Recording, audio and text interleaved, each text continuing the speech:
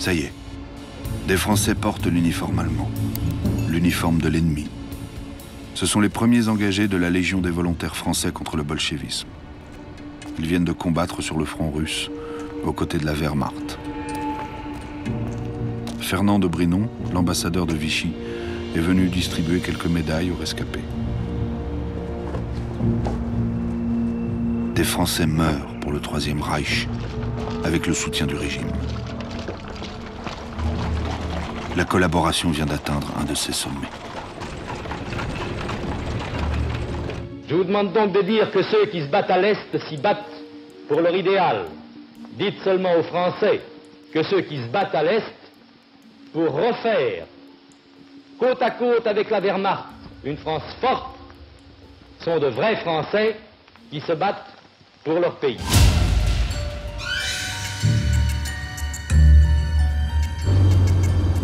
Mais la collaboration ne fonctionne que dans un sens.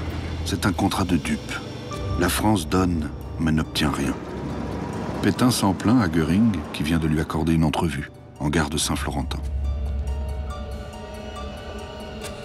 Tout en fausse bonhomie, Göring accueille le maréchal. Mais soutient-il le bras d'un vieil homme chancelant ou lui impose-t-il le chemin à suivre? Car si Pétain continue de réclamer le retour des prisonniers et la fin de la ligne de démarcation, Göring n'a rien à concéder.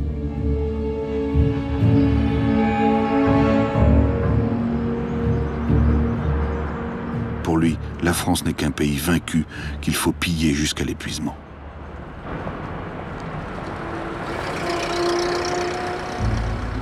Certains à Vichy dénoncent l'échec de cette politique de collaboration et jouent double jeu. Un pied dans le système de Vichy, un autre dans les mouvements de résistance. Une minorité de fonctionnaires et de militaires encore attachés à la République qui constate la dérive fascisante du régime. Pétain vient en effet d'apporter sa caution à la création du service d'ordre de la Légion, dirigé par Joseph Darnand. Homme d'extrême droite, nationaliste virulent, il a ardemment combattu les Allemands durant la Grande Guerre et la bataille de mai 1940. Le service d'ordre de la Légion est une police parallèle chargée de la répression contre les Juifs, les communistes et les opposants. Les ultras de Vichy viennent ainsi de mettre un pied dans les sphères du pouvoir. Et ils comptent bien s'en emparer.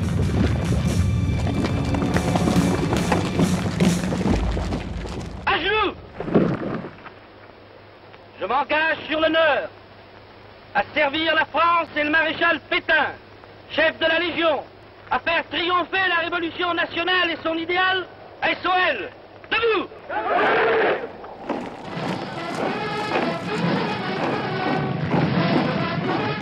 À Vichy, les Allemands ne font plus confiance à l'amiral Darlan. Ils le soupçonnent d'être de connivence avec les Américains qui viennent d'entrer en guerre. Ils veulent s'en débarrasser. Ça tombe bien. Otto Abetz cherche à imposer le retour de son ami Pierre Laval. Le 12 mars 1942, comme chaque semaine, il se rend au restaurant Maxime pour déjeuner avec lui. Et il lui transmet un message de Göring. Les Allemands veulent l'installer à la tête d'un nouveau gouvernement. En contrepartie, ils exigent une collaboration totale et sincère. Laval jubile. Il est redevenu la pièce centrale du jeu politique. Lui, l'homme qui pense s'arranger de tout, glisse lentement du compromis à la compromission.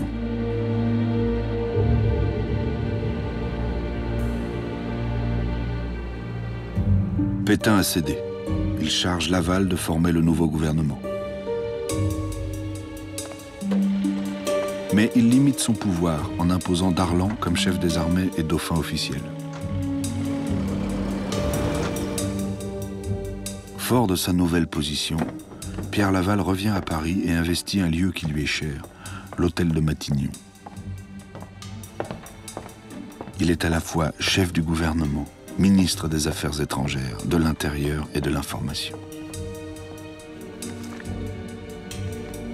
Sa première lettre est pour Hitler, à qui il écrit Je suis heureux de pouvoir reprendre et continuer avec vous la politique de Montoire en vue d'une réconciliation franco-allemande. Mais Laval ne reste pas longtemps éloigné de Vichy. Chaque semaine, il rejoint sa femme et sa fille dans le château familial de Châteldon, sa ville natale. Depuis des années, il y développe des affaires fructueuses. Il est propriétaire de la source d'eau minérale gazeuse.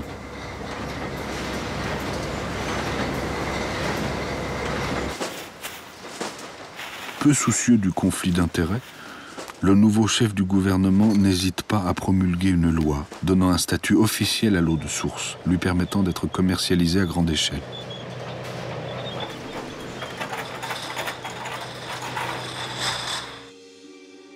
Désormais, Laval contrôle tout et peut choisir un nouveau chef pour la police. Un jeune et ambitieux préfet qu'il a connu dans les ministères de la Troisième République, René Bousquet. Avec ce fonctionnaire sans état d'âme, il développe une forme de collaboration que les Allemands veulent renforcer. La collaboration policière. L'objectif, anéantir les résistants. Leur mouvement commence à se structurer. Une poignée d'hommes et de femmes déterminés, une armée de l'ombre qui multiplie les actions clandestines au péril de leur vie.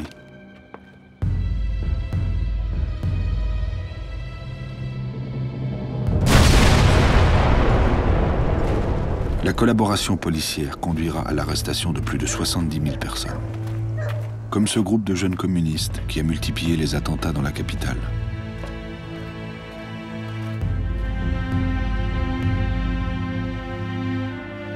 Leur procès est une parodie de justice. Les Allemands condamnent 25 d'entre eux à la peine de mort.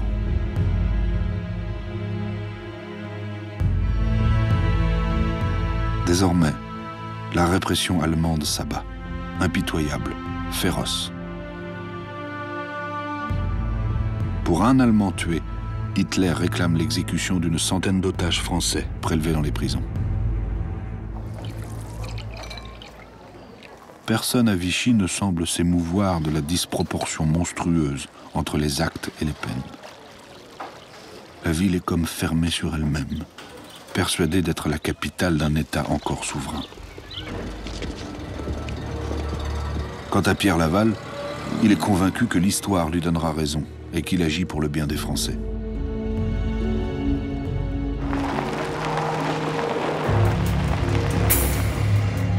Avec Otto Abetz, il travaille d'ailleurs à une nouvelle étape de la collaboration. Car Abetz le sait, la collaboration doit maintenant se synchroniser avec l'idéologie nazie.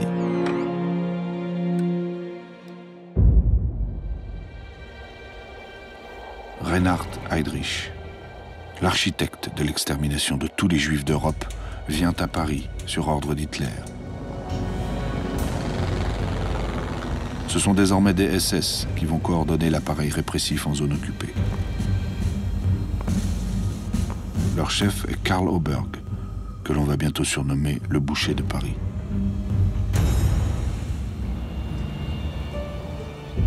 Immédiatement, Heydrich convoque Brinon et Bousquet. La collaboration doit maintenant passer par une totale soumission de la police française, qui gardera l'apparence de son indépendance. L'enjeu, la répression et le sort des populations juives de la zone occupée.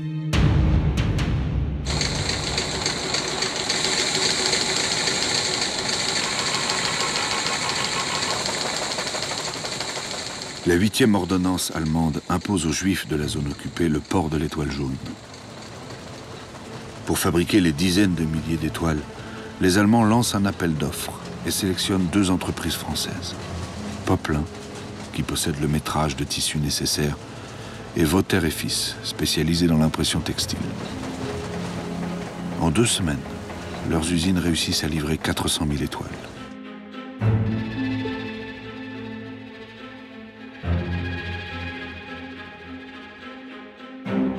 Trois par personne, distribuées dans les commissariats et les préfectures. Sommet du cynisme, elles sont payantes et coûtent 1 point textile prélevé sur les cartes de rationnement. Après le port de l'Étoile, Auberg exige de la France la déportation de 100 000 Juifs.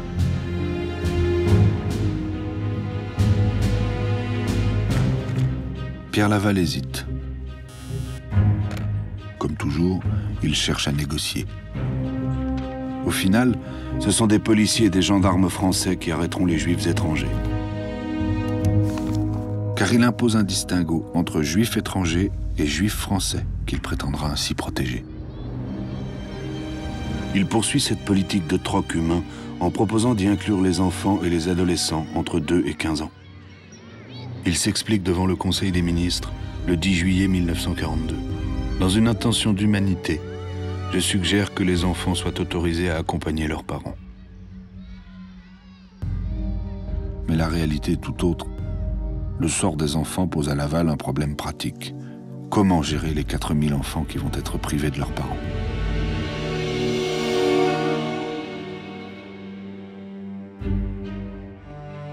Pierre Laval, qui fut dans sa jeunesse avocat pour enfants délinquants, semble avoir perdu le cœur et la raison. Il paraît plus simple de déporter les enfants que de trouver une solution logistique à leur accueil.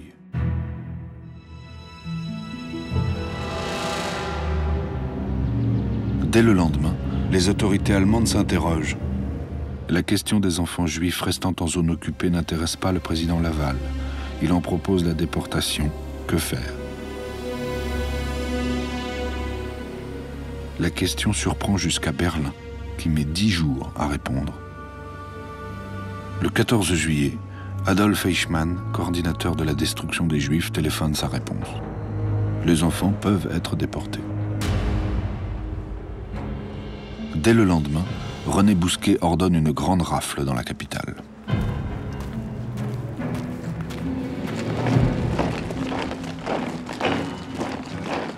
Ces arrestations sont rendues possibles grâce au travail d'André Tullard, sous-directeur des affaires juives à la préfecture de police, qui a réalisé un gigantesque fichier de 150 000 noms. Les 16 et 17 juillet 1942, la police française procède à Paris à l'arrestation de 12 884 juifs étrangers et apatrides. La plupart sont parqués au Veldiv, première étape de leur martyre qui les conduira vers les camps de la mort.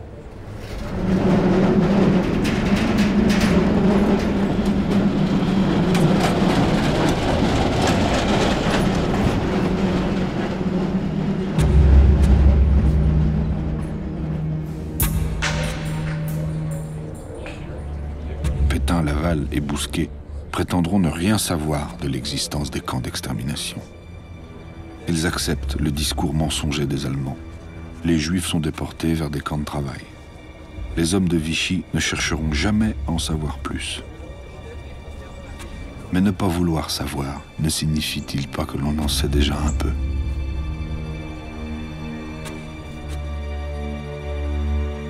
Et Pierre Laval assume en déclarant « Rien ni personne ne pourra nous dissuader de mener à bien la politique qui consiste à purger la terre de France des éléments indésirables, c'est-à-dire sans nationalité. »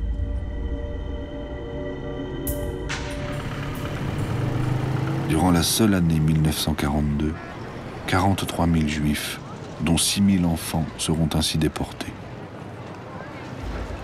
Dans la torpeur de l'été, les rafles antisémites provoquent un bouleversement de l'opinion publique. Des associations catholiques et protestantes dénoncent le sort infligé aux Juifs. Plusieurs évêques, dont celui de Toulouse, Monseigneur Saliège, font lire dans leurs églises « Les Juifs sont des hommes, les Juifs sont des femmes. Ils font partie du genre humain, ils sont nos frères comme tant d'autres. Un chrétien ne peut l'oublier. » Des voix dissonantes au sein d'une église plutôt disposée à soutenir le régime officiel.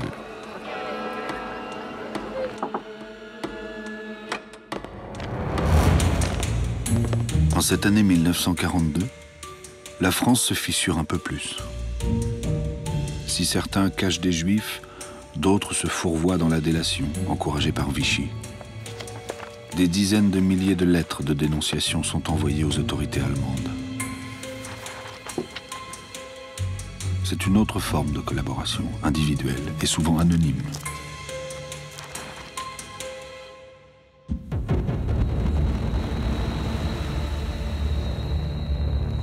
Depuis le printemps 1942, la guerre qu'Hitler mène contre l'armée rouge épuise la Wehrmacht. Le Führer doit vider les usines de ses ouvriers pour les envoyer sur le front de l'Est. Il veut compenser ce manque d'hommes par de la main-d'œuvre étrangère. Pour cela, il convoque à la chancellerie Fritz Sauckel et le charge d'organiser le recrutement général des ouvriers de l'Europe occupée. Sauckel se rend immédiatement à Paris et réclame 250 000 hommes. Il conclut: si la France veut vraiment collaborer, qu'elle le prouve.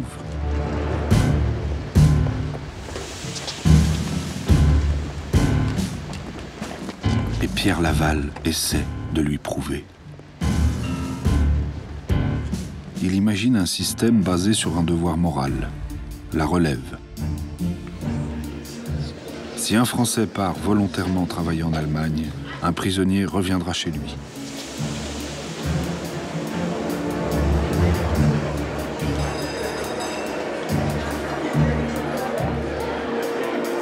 Hitler accepte immédiatement, mais il impose 3 ouvriers qualifiés contre un seul prisonnier.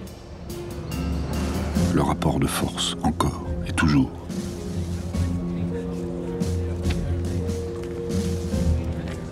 Laval, pourtant, cherche à tirer un bénéfice politique de cet accord et s'adresse aux Français. Mais dans ce discours, il va commettre une erreur, une phrase monstrueuse, une phrase sacrilège qui le condamne pour toujours. Je souhaite la victoire de l'Allemagne, parce que sans elle, le bolchevisme demain s'installerait partout. Aujourd'hui, j'ai la volonté de rétablir avec l'Allemagne et avec l'Italie des relations normales et confiantes.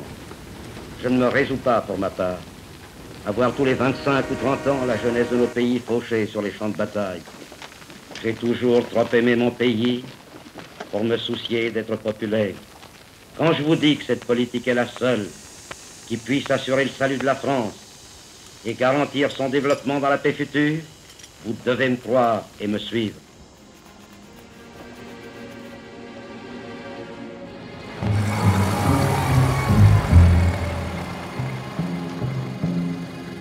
Et Laval met en scène la première relève à la gare de Compiègne, où il a exigé que ceux qui reviennent croisent le regard de ceux qui partent.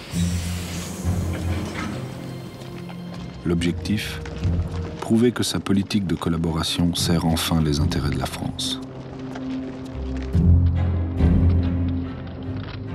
Ils étaient près de 2 millions dans les camps au lendemain de l'armistice. Plusieurs centaines de mille ont été libérés. Une politique conforme aux intérêts de la France, comme celle de Montoire, aurait pu accélérer leur retour. Le chancelier Hitler, par la grandeur de son geste, donnait à la France, parce que c'était elle, le témoignage de son estime et de sa confiance. C'est pour tenter de reprendre cette politique que je suis aujourd'hui au pouvoir, et si je me heurte à des difficultés, je reste néanmoins toujours confiant. Vive la France! Vive le maréchal! Vive la Marshal Pétain! À Vichy, Pierre Laval et Philippe Pétain continuent de jouer la comédie du pouvoir. Ils donnent l'image d'un exécutif uni, pourtant gangréné par leur rivalité.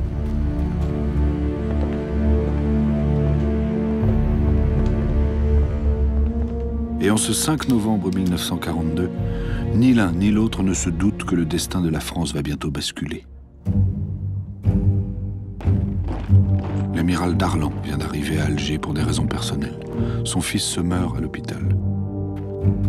Ce voyage privé l'a placé aux premières loges pour assister à l'événement qui va changer le cours de la guerre. Nom de code, Opération Torche. 290 navires et 120 000 soldats américains débarquent dans les territoires français d'Afrique du Nord.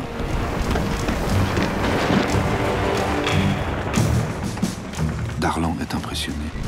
Il comprend ce jour-là que l'Allemagne ne pourra pas tenir face aux Américains.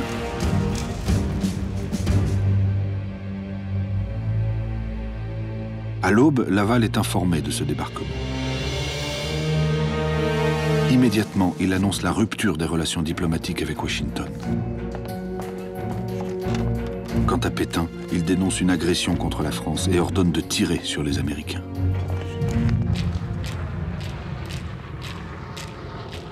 Ce 8 novembre, Hitler est à Munich pour une cérémonie militaire.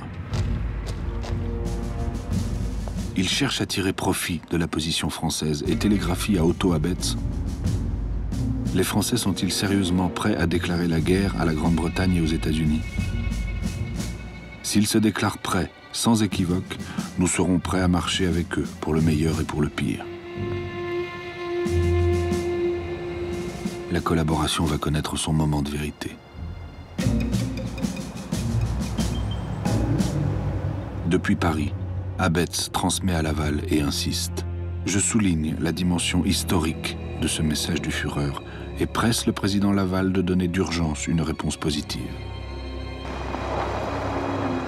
Dès le lendemain, Laval se rend à Munich. Hitler exige l'entrée en guerre de la France contre les États-Unis et l'accès immédiat aux bases françaises de Tunisie.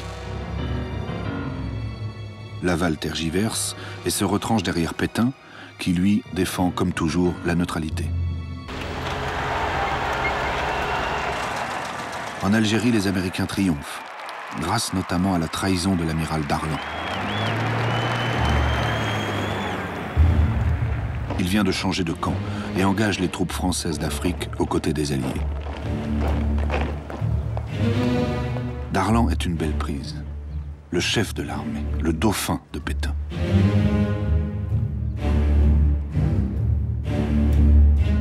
Pétain vient d'apprendre la trahison de celui qu'il estimait le plus.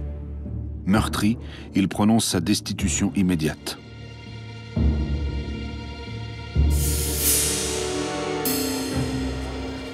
Mais l'entourage du maréchal le presse de suivre l'exemple de Darlan. Un avion l'attend pour rejoindre les Alliés au Maroc.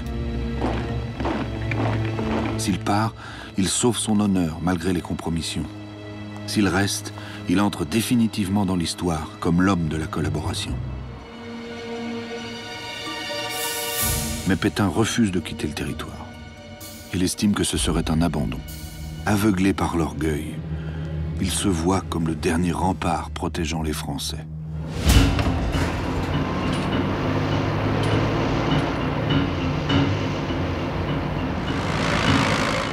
Le 11 novembre, en réaction au débarquement américain en Algérie, Hitler déclenche l'opération Attila.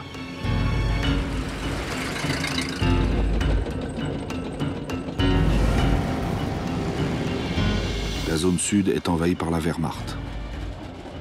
L'armée d'armistice sera désarmée et bientôt dissoute.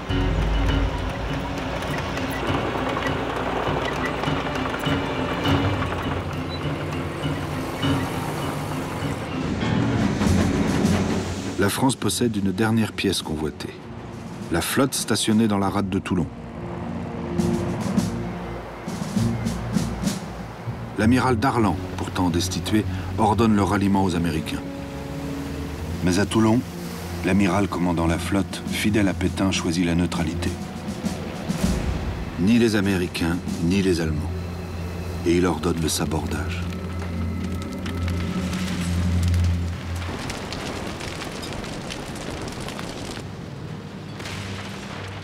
En quelques jours, Vichy a perdu tout ce qu'il prétendait défendre. Sa zone libre, son empire, son armée, sa marine. La politique de collaboration est un fiasco. Laval, comme à son habitude, exploite la situation. Il convainc Pétain de renforcer l'autorité du seul homme auquel les Allemands font confiance, lui-même. Et le maréchal signe l'acte constitutionnel accordant à Pierre Laval les pleins pouvoirs et le droit de succession. Laval est arrivé à ses fins politiques. Il a reconquis le pouvoir. Mais à quel prix?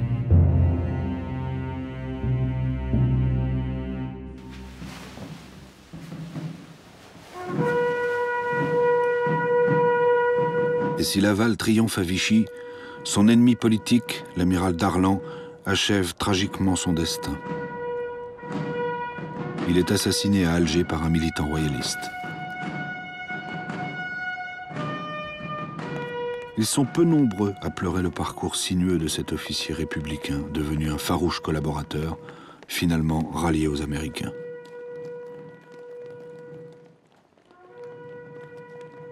Il ne s'agit pas pour moi de vous adresser ce soir des vœux d'avenir. Pas plus que vous, je ne sais ce que l'année nouvelle doit apporter. Misère ou soulagement. La Providence a ses desseins. Mais je vous dis bien haut, Français, méditez vos malheurs. La Providence a ses desseins. Méditez vos malheurs. Dans ce discours aux accents de prêche, à qui Pétain s'adresse-t-il? Aux Français ou à lui-même? Cet homme de bientôt 87 ans veut rassurer les Français.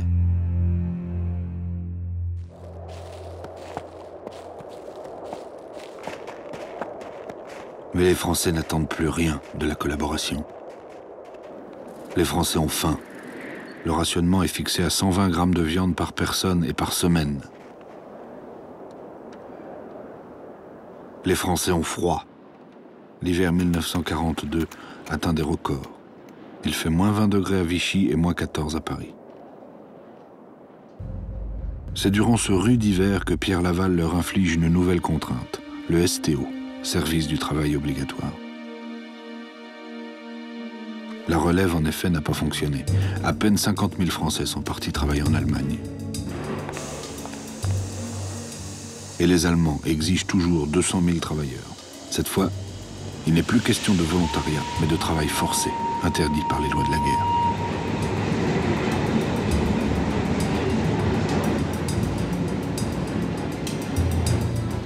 À partir de février 1943, plus aucune possibilité d'échapper au départ pour l'Allemagne. La collaboration censée protéger les Français les expose en première ligne.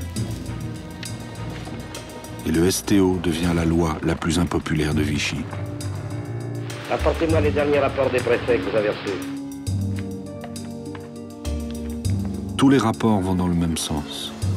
Le préfet d'Orléans écrit « Le STO a fait naître au sein de la population une résistance profonde contre le gouvernement. » Résistance. Elle va bientôt servir de cache à certains réfractaires du STO.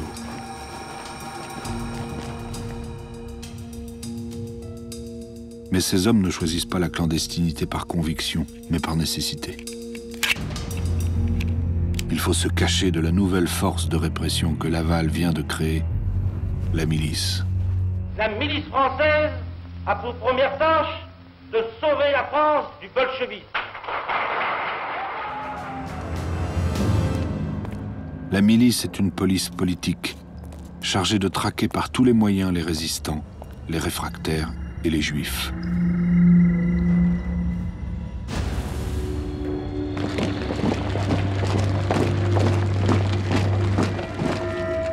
Rafles, tortures, massacres en tout genre vont faire des 30 000 miliciens les hommes les plus craints et haïs du régime. Et Laval reconnaît officiellement la milice comme une organisation d'utilité publique.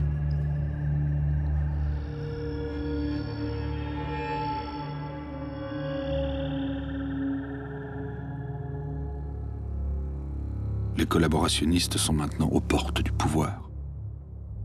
Pétain assume cette dérive en déclarant « Miliciens et légionnaires, aidez-moi à montrer le vrai visage de la France. » Nous préférons, quant à nous, mourir que de subir le triomphe d'Israël. Il faut être avec les légionnaires du front de l'Est contre les assassins du front de France.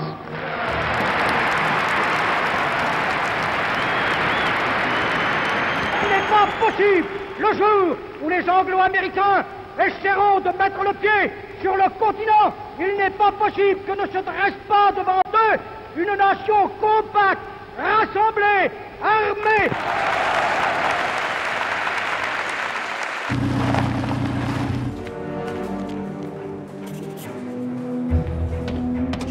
Après 2 ans et demi de collaboration, les Allemands accèdent enfin à l'une des revendications de Pétain. La ligne de démarcation est supprimée. Mais c'est un geste dérisoire, cynique, en regard de toutes les concessions de Vichy et de l'invasion de la zone sud. Pourtant, Laval continue de défendre sa collaboration.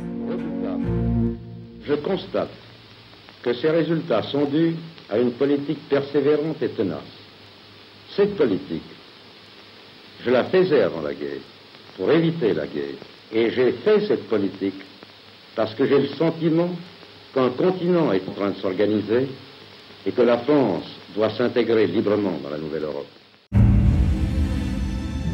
Le 30 avril 1943, Hitler convoque Laval à Berchtesgaden. Depuis la défaite de Stalingrad, la suprématie de l'armée allemande vacille.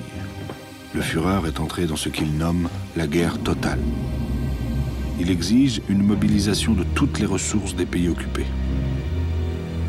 Une nouvelle fois, Laval cède. L'accord est signé par Jean Bichelonne, le ministre de la Production industrielle, qui met 15 000 entreprises françaises du BTP au service du Reich. Avec son homologue allemand Albert Speer, il signe un accord permettant aux Français de travailler pour l'Allemagne, mais en France. C'est l'organisation Todd, chargée de construire sur la côte ouest le mur de l'Atlantique. Près de 290 000 Français vont ainsi ériger les fortifications devant empêcher la libération de leur propre pays. Au nom de la collaboration, ce sont désormais 3 millions de Français qui travaillent pour l'Allemagne nazie. La France est devenue le premier fournisseur d'ouvriers qualifiés du Reich. Et toujours sans aucune concession majeure. À Vichy, le régime s'essouffle. L'administration s'interroge. Pour les Allemands, il est donc devenu urgent de faire basculer le pouvoir du côté des collaborationnistes. Fiable, déterminé, pro-nazi convaincu.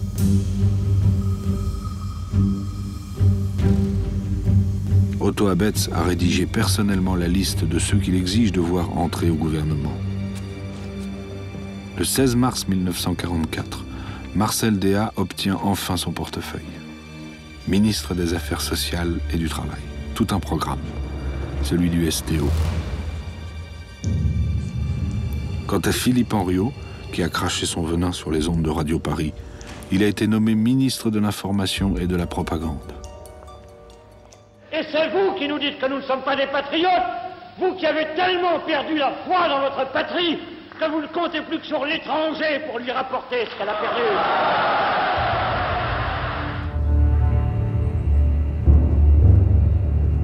Reste la police. Les Allemands misent sur Joseph Darnan, qui a prêté serment à Hitler.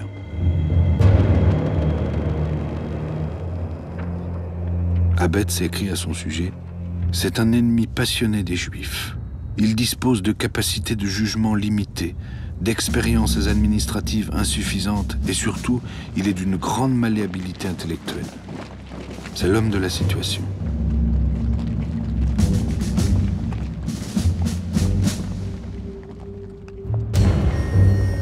Darnan devient secrétaire général au maintien de l'ordre, tout en dirigeant la milice dont Hitler arme désormais les membres.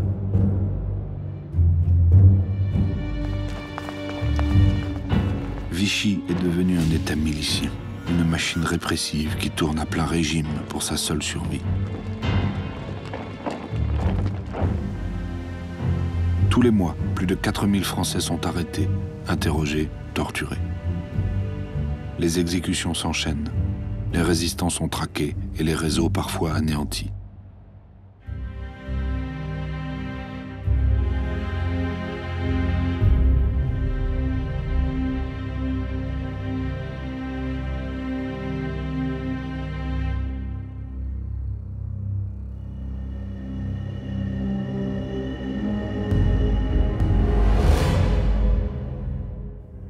À Paris, les collaborationnistes ont triomphé.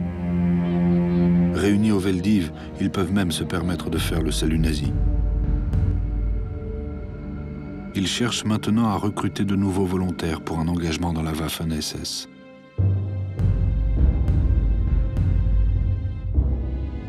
Alors qu'au même moment, à Alger, s'ouvre le premier procès d'un collaborateur.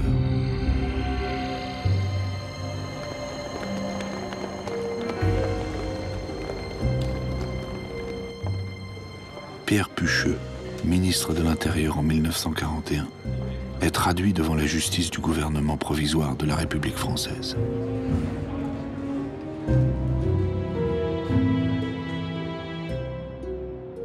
Sa condamnation à mort et son exécution immédiate sonnent pour les collaborateurs comme le prologue annoncé de leur propre fin. C'est dans ce contexte mortifère qu'à Vichy, on célèbre l'anniversaire du maréchal. À 88 ans, il décline. Seule Eugénie, son épouse, semble s'en inquiéter.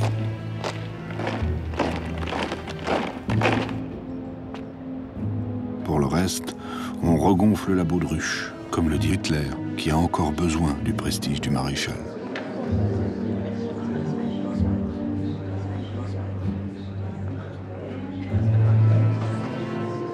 Ce jour-là, Pétain a décidé de s'offrir une escapade aux environs de Vichy. Une de ces rares escapades que les Allemands lui autorisent, car depuis plus d'1 an, il est surveillé 24 heures sur 24.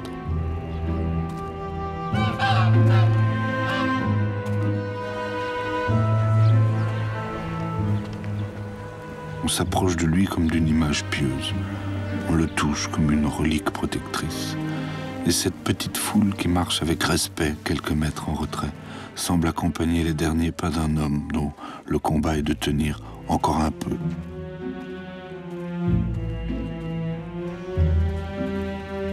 Puis il rejoint le château de Charmeil, sa résidence privée.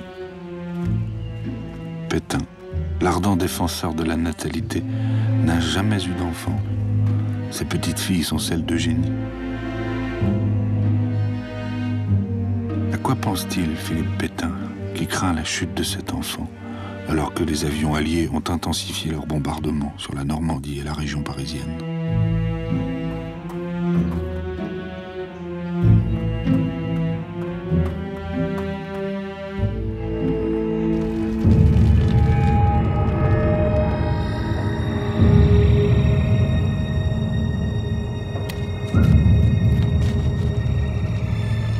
Pétain veut apporter son soutien aux populations des zones bombardées.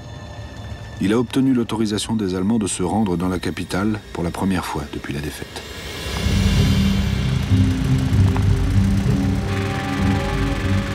Et il peut mesurer cet étrange phénomène que représentent les beaux restes de sa popularité. Plusieurs dizaines de milliers de personnes sont venues l'acclamer sur le parvis de l'Hôtel de Ville. Mais les Parisiens acclament-ils Pétain? Ou bien laissent-ils éclater leur joie de voir enfin dans Paris ce qui était interdit jusque-là, le drapeau français et la Marseillaise?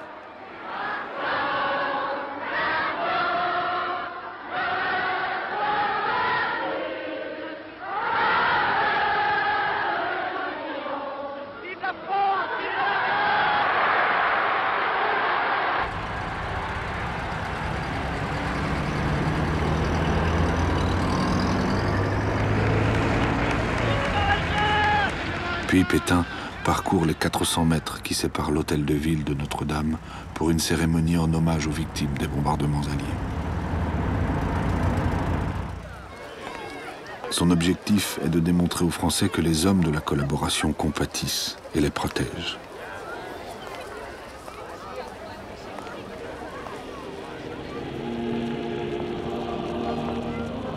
Ils sont tous là, derrière le chef, malgré les rancœurs et les haines. Laval, bien sûr, Déat, Darnan, Brinon, Henriot et les autres. Tous ces hommes qui ont vendu leur âme au diable et qui se recueillent devant Dieu. Ils sont tous là, figés dans l'écoute de la messe des morts, prélude funèbre à leur propre fin vers laquelle ils s'avancent, sans le savoir encore.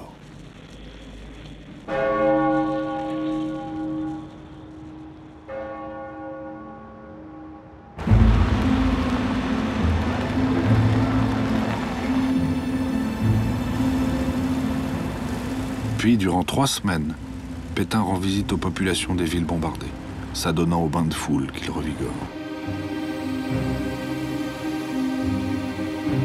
Mais Mais ces images de propagande ont un but. Laisser croire que le chef de l'État français est libre de ses mouvements, donc de ses actes. Le 6 juin, alors qu'il visite les blessés à l'hôpital de Saint-Étienne, Pétain est contraint d'interrompre la mascarade. On vient de l'informer de l'événement qui va faire basculer la guerre. Depuis l'aube, 150 000 soldats anglo-américains, 5 000 bateaux, 12 000 avions s'élancent à l'assaut des côtes normandes.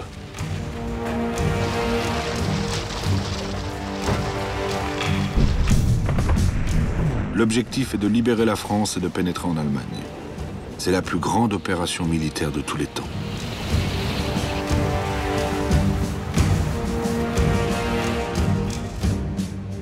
La première réaction des collaborationnistes au débarquement est de vouloir lancer de nouveaux volontaires contre les Alliés.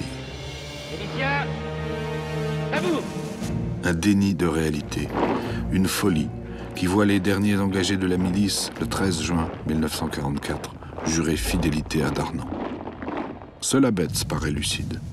Il note dans ses carnets « Les collaborationnistes ne peuvent plus reculer. Souhaitent-ils vraiment se battre pour l'Allemagne ou simplement éviter leur mort personnelle ?» La mort, elle flotte partout dans le monde lugubre des collaborateurs. Philippe Henriot a été abattu par un groupe de résistants. Les mines sont graves. Pour tous, l'heure des comptes va bientôt sonner.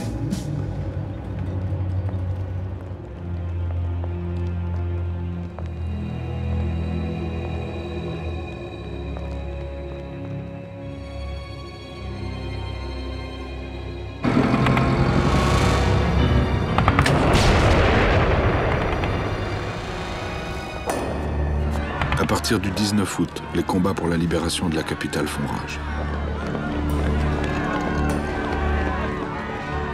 Le tout Paris collaborationniste est affolé. C'est le sauve-qui-peut général. Abetz a trouvé un point de chute pour ses amis français. Une petite cité sur les bords du Danube, Sigmaringen. Moins de 2000 personnes y convergent, dont l'écrivain Louis-Ferdinand Céline.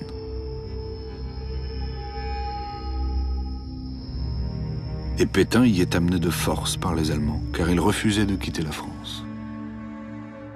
Dans un geste dérisoire, il annonce qu'il se met en grève de ses fonctions de chef de l'État. Alors qu'à Paris, De Gaulle constitue le gouvernement provisoire de la République, à Sigmaringen, les hommes de la collaboration s'adonnent à leur triste combine pour diriger ce gouvernement fantoche. L'ambassadeur de Brinon abat son jeu. Il s'impose comme chef du gouvernement en exil, avec le soutien d'Hitler, à qui il écrit « Nous espérons que le travail que nous entreprendrons de toutes nos forces contribuera à la victoire finale de l'Allemagne. » Quant à Laval, il refuse de participer à cette mascarade. Il ne quitte plus le premier étage du château, n'adresse plus la parole à Pétain et se consacre entièrement à la construction de sa ligne de défense.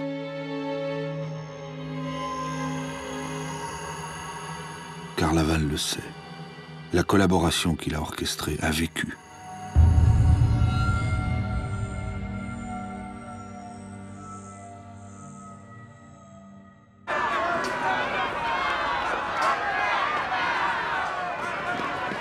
Pendant ce temps, en France, les collabos sont traqués et livrés à la vindicte de la foule.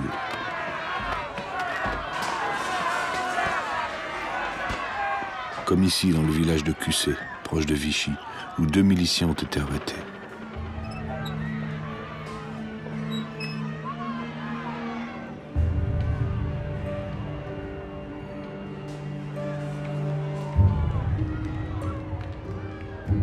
Comment calmer la soif de justice que les années d'oppression et de peur ont transformée en une explosion de violence collective? Environ 5000 personnes seront exécutées, sans procès.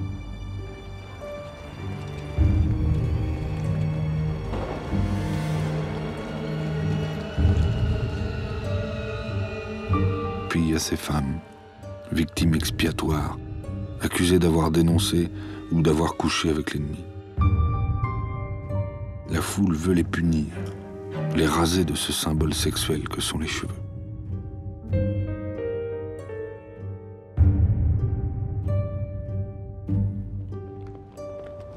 « 20 000 femmes seront ainsi tondues et marquées dans leur chair.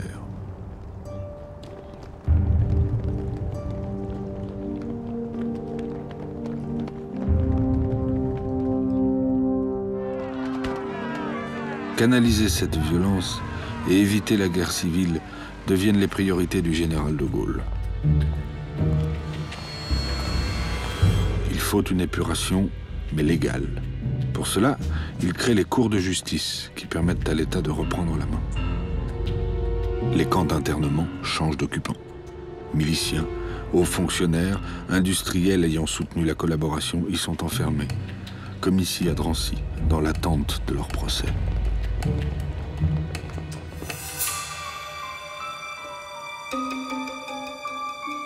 Le 26 avril 1945, Pétain décide de se rendre.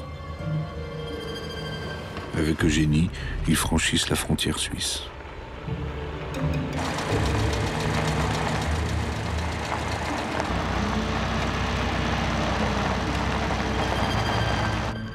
Le maréchal est emprisonné au fort de Montrouge. Quant à Pierre Laval, il a fui vers l'Espagne.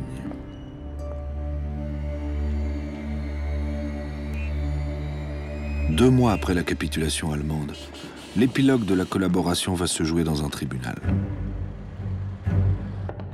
La Haute Cour de justice est chargée de juger 108 personnes, dont le chef de l'État français et les membres de ses gouvernements. Une première dans l'histoire de France. C'est un procès politique. Le jury se compose de 12 anciens parlementaires et de 12 résistants. Quant à la Cour, ce sont des magistrats qui, à l'exception du procureur général, ont tous juré fidélité au maréchal quand celui-ci était chef de l'État. L'homme qui s'est construit l'image d'un père protecteur de la nation écoute l'acte d'accusation. Crime contre la sûreté de l'État, de haute trahison, d'intelligence avec l'ennemi. Pétain a 90 ans. Il entend mal. Il souffre de la chaleur qui s'est abattue sur Paris. Et il peut bien tenter de cacher son visage du regard inquisiteur de la caméra. N'a-t-il pas en tête ces mots prononcés 5 ans auparavant ? C'est moi, et moi seul, que l'histoire jugera.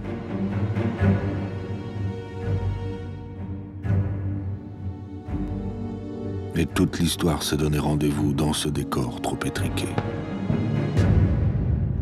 Les anciens présidents du Conseil, Édouard Daladier et Paul Reynaud, que Pétain a fait arrêter et déporter.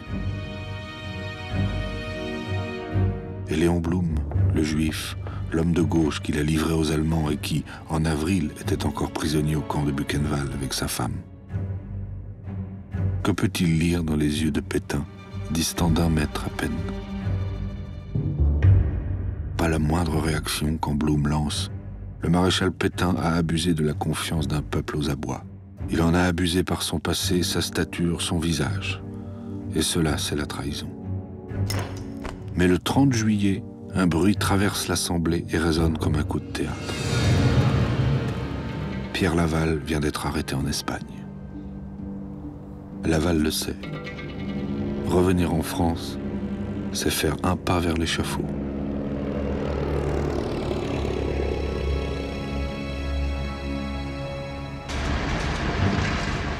Dès le lendemain de son retour, il est convoqué au procès Pétain. Les deux hommes qui ont gouverné ensemble et se sont haïs s'évitent du regard. Amaigri, vêtu d'un pauvre costume fripé, mais la cravate encore blanche, Laval, ancien avocat, est prêt pour l'ultime combat. Durant 4 heures, il se lance dans un monologue dont le but est d'assurer sa propre défense, répondant aux avocats de Pétain qui l'ont chargé de tous les crimes de la collaboration.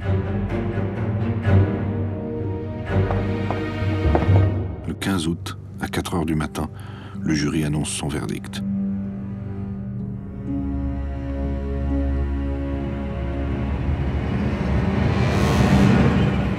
la peine de mort. Déchu de tous ses titres, Pétain doit se dépouiller de son uniforme dès la fin du procès.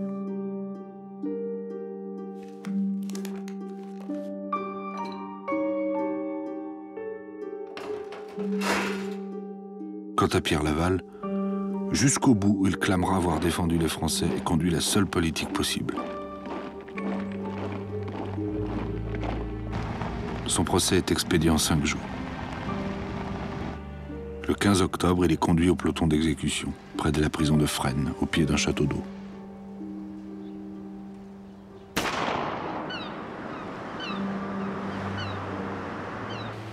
À l'Île-Dieu, Philippe Pétain achève son existence. Le général de Gaulle a commué sa condamnation à mort en prison à perpétuité.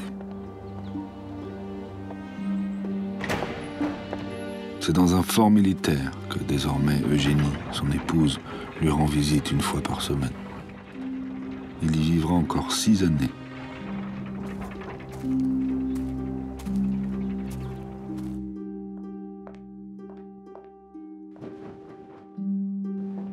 Et cet homme, ce vieillard despotique nourri d'orgueil, qui a défait la République, fut complice de la mort de 78 000 juifs et de milliers de résistants, a couvert les exactions de la milice, a tout accepté des nazis avec qui il avait pactisé. Cet homme peut encore se regarder dans un miroir. Mais étrangement, nous n'en percevons aucun reflet.